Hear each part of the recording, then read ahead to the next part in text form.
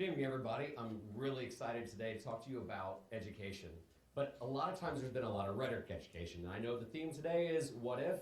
So really my central question is, what if education stopped talking about change, actually did something?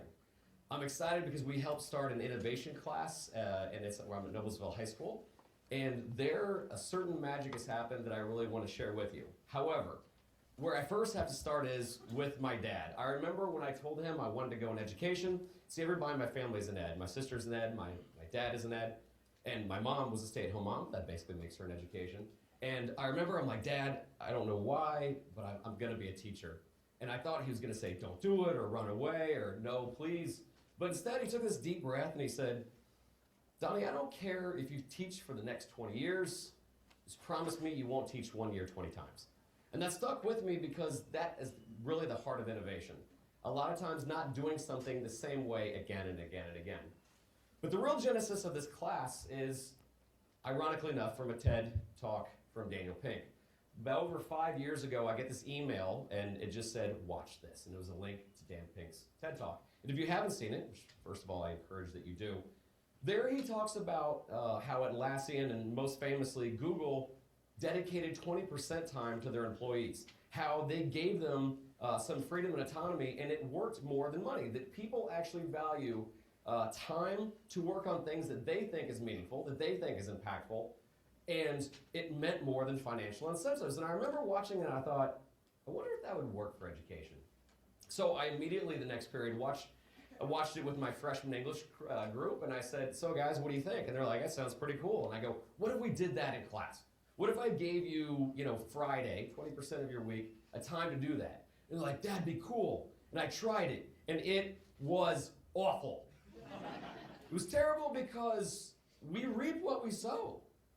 After a while, I realized it wasn't their fault. A lot of times in schools, we've been told to sit down, shut your mouth, and respond to what I'm going to assign for you. And this is a real problem because I've been talking to a lot of people that want to employ, and they said, hey, look, I don't need people to tell me that I'm right all the time, and unless you're talking about filling out a scantron for a living, they want our students to be able to think. And so that's when I decided to start our innovation class. So let me please explain to you why I think that, and by the way, I love Genius Hour and I love 20% time at the grade school level and maybe even at the middle school level, but at the upper middle school and high school levels, I think that we need an innovation class. And reason is for this. Number one, teaching to the test is not preparing our students for a future that rewards more on creativity and less on compliance. Just doing what you're told all the time is not much of a future. Number two, our students are consuming information but not producing as much content. We know how to do a lot of things. What are you doing with it? And third, there is little room for risk-taking and growth, which students love, and this is what a lot of people argue with me. People like, students don't like risk. And they do. It's just not in our schools. If you've ever, I call it the video game theory, if you've ever watched kids play video games, or if you just ask a kid, hey, if you drop 60 bucks into a video game, you play it and you beat it on the first try, first life, what do you think? And they're like, oh, I wouldn't like that game. Because people like to struggle, people like to fail, people like the underdog. It's the reason why when we turn left, we realize next time we should have turned right. It's the reason why when we die, we press reset. And students actually long for that, but not in the educational system because we're afraid that if we get a bad grade, then we're doomed. And then lastly, this is a chance for our students to foster the creatively entrepreneurial. My dream for a lot of my students is not to become good employees, is to employ. And that's a dream of mine. So I'm going to now shift from what if to what now. And I'm going to happily tell you what's going on in our class. So once again, the innovation class that we do, it's built on some premises. Number one, students work with what they're passionate about or what breaks their heart. Literally, it's a time of the day where I said, hey, what do you love and what do you want to know more about? Or what do you really can't stand about, society, school, whatever. And it's their time to use that period every day, or in our case, every other day, to solve some problems. Number two, you write a proposal and you take ownership. And by the way, if there's superintendents or principals in the audience, we have our students take ownership of their education. So instead of me writing down a standard, they research their own standards on how to substantiate what they want to work on. Kid wants to write a game or some apps, they're hitting a lot of standards. Students want to start a social organization, they're hitting a lot of standards. Then they have a list of goals, a timeline, and they're on their way. The other thing I want them to do is find outside experts. This is what my friend David Preston calls open source learning. Open source learning is, even though I'm kind of the teacher in this class, they learn a lot of things not through me, but through outside. And honestly, that's why we like social media so much, because we reach out a lot on social media to work with experts. Next is also learn how to think through projects. I can't tell you how important this is. Our students don't just say, I'm going to learn how to code some apps. They learn how to chunk it up and learn how to set out and do projects. And then lastly, communicate results. I can't tell you how much Twitter is our friend, how much we take to YouTube, and we love to showcase, because we think that kids today do relevant, really awesome work, and we want to defy the common stereotype that students are on social media for taking duck-faced selfies. And also, I've been inspired by the fact that we've led a dream existence in this last year. We've gotten to guest present at Stanford University, and we were just so honored and pleasured to take a look at work environments at at Google and Facebook, and then even travels abroad and see what education looks like in other countries. That being said, when we boiled it all down, our students and we came up with basically 6 points that were necessary for innovation in ed. And number one, it should be collaborative. It almost has to be task-oriented. It really should be daring. It has to be relevant to you. You should be reflective and show some transparency, and it's ongoing. Now here's the prideful part of the speech. I could stop there and just make it rhetoric, but what I want to show you and what I'm most proud of is how this looks like in our classroom. So let me give you some examples from our class. Collaborative normally in education means please turn to the student next to you and talk it through. And don't get me wrong, that's great when students can work together. I like that. But this is an example of Michaela Gilbert's first project last year. We basically were looking at really how to make something bad good. And so she was working with an art project she had done her sophomore year, and she started to, innovate. And we had this discussion, and basically what you see here is her first prototype. This is something she designed and actually has a provisional patent on, that as toddlers hit the egg, it has basically language development. So this one speaks Japanese. She collaborated with not just me or the students, she collaborated with toy makers all over the country to help design this. Task-oriented. Once again, this is, I think, one of the killer parts of how we think is that every time we have a project, everything is always in 2 weeks. And why is it 2 weeks? Because, we've all done a major project. When do you start your major project? The night before. So if you're working on a major project, I expect for you to do everything in 2 weeks. Like metaphorically, could you learn how to play the piano in 2 weeks? Yes, just not well. But at the end of those 2 weeks, you're kind of reflecting. And so what you see here is actually Hunter Stone's project where he wanted to use Google Calendar, and he started chunking everything up. He wanted to design some games. So this is, for his first one was Pasta La Vista. This one is Grizzly Grub. He chunked everything up and had tasks done. Actually, the first thing he did was research what makes games addictive, and then he coded his game week by week until you saw the final product. If you want to get on the App Store, it's there. Then there's daring. Taking a risk is growth mindset. Jared takes daring to a new level. It was last year, we were in Palo Alto, and we saw a electric vehicle that was on the side of the road, and it ran out of battery. And he says, why don't they put a solar panel on one of those cars? And we're like, it wouldn't look nice, it'd make it ugly. And so he got back there and he said, hey, you're always telling me to take a risk, right? I said, yeah. He says, I want you to buy me these chemicals. I think I'm onto something. I'm like, you want me to do what? I want you to buy me these chemicals. And I'm like, I've seen Breaking Bad. I know how this ends.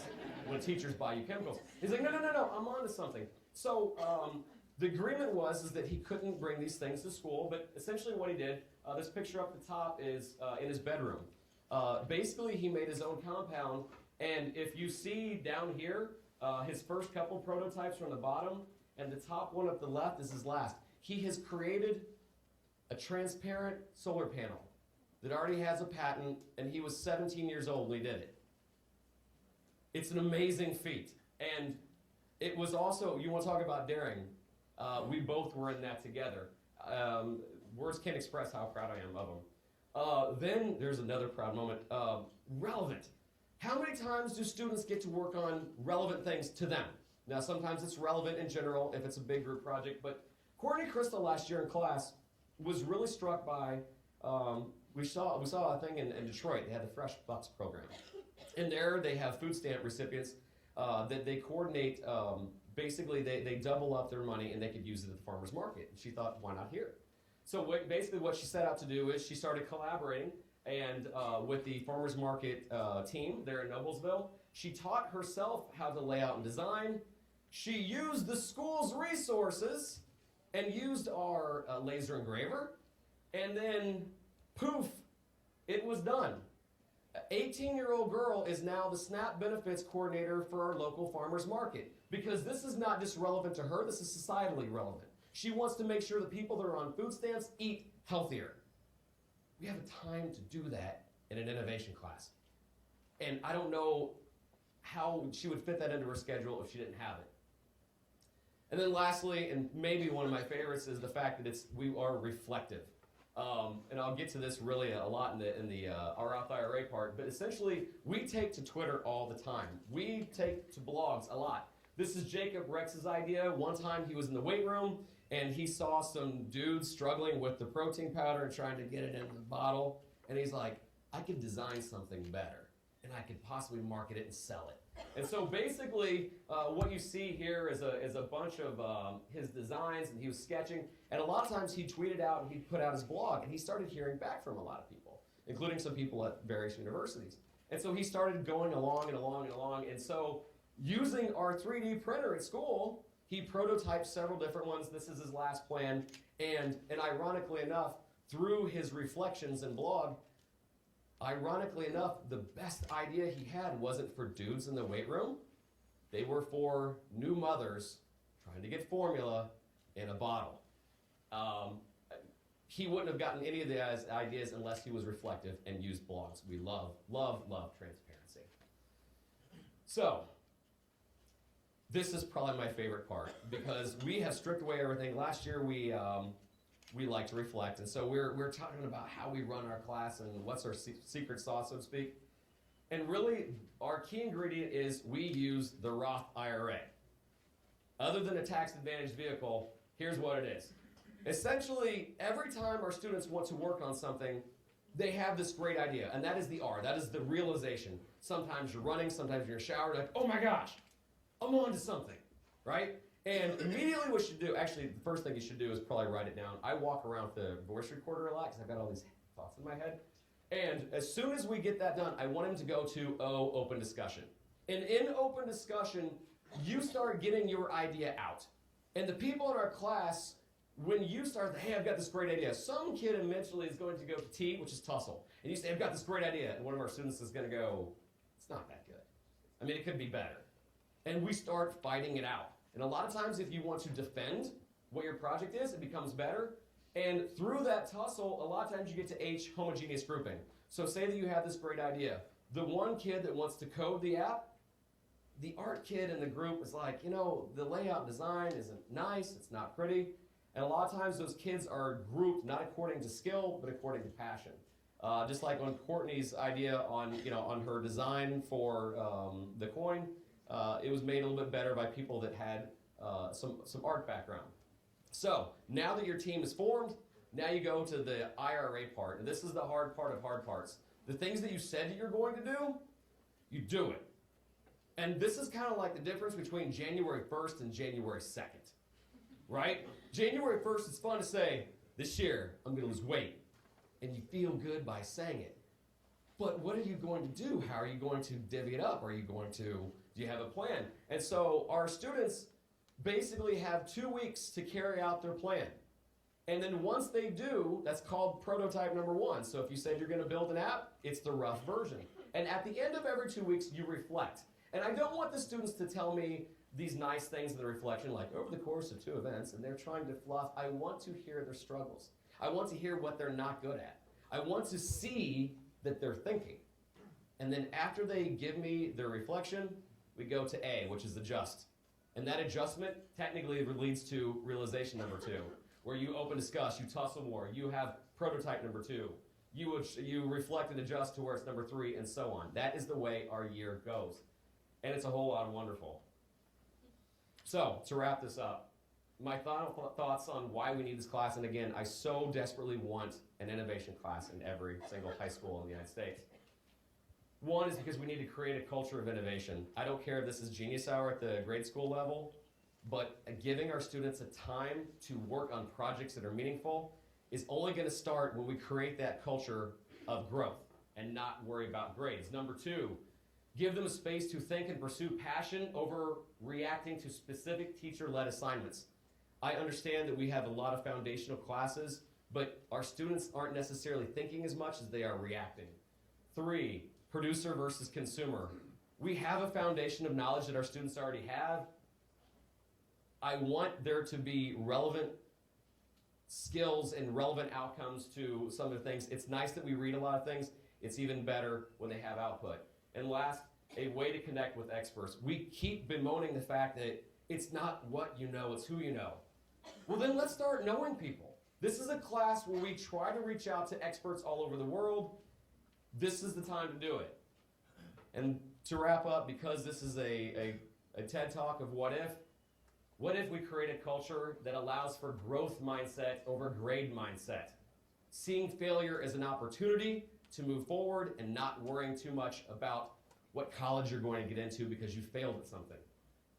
What if we provided the joy of student-led relevant opportunities in true collaboration with outside experts? Not just learning from a textbook, not just learning from the teacher, but learning from a source of inspiration all over the world. And lastly, what if we opened up our schools to become an innovation factory where we can create opportunities and bring real change, not by asking what if, but by doing? Thank you so much.